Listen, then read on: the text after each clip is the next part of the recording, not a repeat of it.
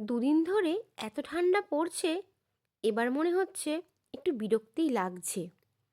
শীতকাল আমার বরাবরই পছন্দের, কিন্তু দুদিন এত ঠান্ডা পড়ছে, সত্যি কথা বলতে আমার ছেলেটাই ঠান্ডায় প্রত্যেক দিন স্কুলে যাচ্ছে সকালে করে।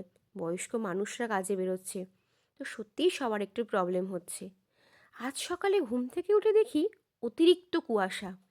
ভাবছি ছেলেকে তুলবো কী করে, ওকে রেডি করে স্কুলে পাঠাবো কী করে। কিন্তু বিশ্বাস করুন, আমার ছেলে কিন্তু ঠিক ঘুম থেকে উঠে পড়ে, একটুও বিরক্ত করে না। ওকে ঘুম থেকে তুলে ওকে রেডি করে ওকে ওর বাবার সাথে স্কুলে পাঠিয়ে দিয়েছি।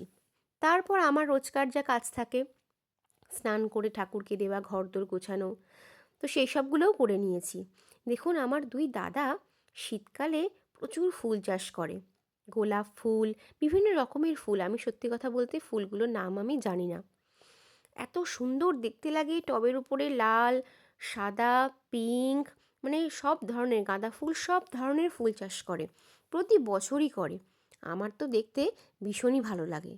তারপর আজকে স্কুল থেকে আমার ছেলেকে আমার ভাইপো নিয়ে এসেছিল, মানে আমার ডোডোর ছোড়দা। ওর বাবা আজকে আনতে যেতে পারেনি, খুব খুশি, আজকে ছোড়দা আনতে গিয়েছিল। তারপর ওকে স্নান টান করিয়ে আমাদের যা রোজকার কাজ, একটু ছাদের উপরে গিয়েছিলাম, গিয়ে একটু ফল খাচ্ছিলাম। আজকে আমাদের বিকালে একটু বেরোবার ছিল, তো ওকে ফল টল খাইয়ে একটু ঘুম পাড়িয়ে দিয়েছিলাম। তার কারণ একটু না ঘুমালে অনেক সকালে উঠে তো সন্ধ্যাবেলা পড়তে বসতে পারবে না। তো সেই মতো ওকে একটু ঘুম পাড়িয়ে দিয়ে তারপরে উঠে রেডি হয়ে আমরা বেরিয়ে পড়েছিলাম। একটু বারুইপুরে একটু কেনাকাটি করার ছিল, সেই জন্য। তো প্রথমেই ওকে স্মৃতিমহলের পাশে একটি যে পার্ক আছে সেই পার্কে নিয়ে গিয়েছিলাম, কারণ অনেক দিন হয়ে গেছে প্রায় ও পার্কে যায়নি। শীতকাল বলে ঠান্ডায় ওকে বের করি না খুব একটা। তো ওই জন্য বললো আজকে বেরোচ্ছি যখন, চলো পার্ক থেকে ঘুরেই আসি। তো স্মৃতিমহলের পাশে যে পার্কটি আছে ওখানেই ওকে নিয়ে গিয়েছিলাম।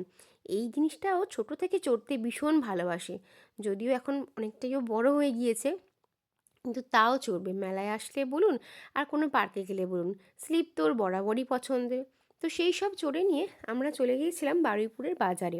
একটু ফল কেনার ছিল, ছেলের একটু টিফিন নেওয়ার ছিল, সেই সব নিয়ে আমরা ঢুকেছিলাম বাজার কলকাতায়। আমার বেশ কিছু আমার ছেলের জন্য কেনাকাটি করার ছিল।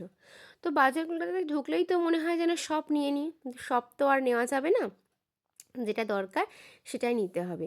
সত্যি এখন যে বাজার কলকাতাটা করেছে এত সুন্দর, মানে ডেভেলপ করেছে, যে কালেকশন বলুন আর অ্যাটমসফিয়ারটা বলুন, সত্যিই খুব সুন্দর। আমার তো বেশ ভালো লাগে বাজার কলকাতায় ঢুকতে। রিজনেবল প্রাইসের মধ্যে অনেক জিনিসপত্রই পাওয়া যায়। তো আমি আমার জন্য একটু জিন্স দেখছিলাম, তো জিন্সটা তো মানে সব ছোট হয়ে গেছে আমার জিন্সগুলো, তো ওই জিন্স কিনতেই মেন আমি গিয়েছিলাম। তো নিয়েওছি, সে দুটো আর ছবি শেয়ার করা হয়নি আমার। ট্রায়াল দিয়েও নিয়েছিলাম, ছেলের জন্য কিছু নিয়েছিলাম, ছেলে তো ভীষণই খুশি। তারপর বিল করে আমরা বাড়ি চলে আসছিলাম, বেরিয়ে তো দেখি একদম পুরো সন্ধে হয়ে গেছে।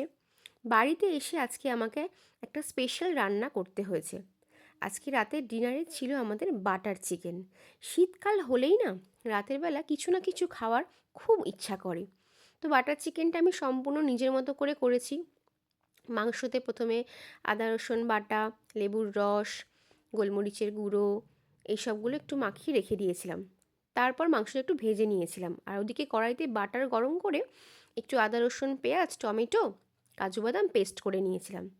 তারপর সেটা কড়াইতে দিয়ে কষিয়ে ভাজা মাংসগুলো দিয়ে উপর থেকে কাসুরি মেথি ছড়িয়ে নামিয়ে নিয়েছিলাম। রুটি দিয়ে এই গরম গরম বাটার চিকেন জাস্ট আজকের জমে গিয়েছিল।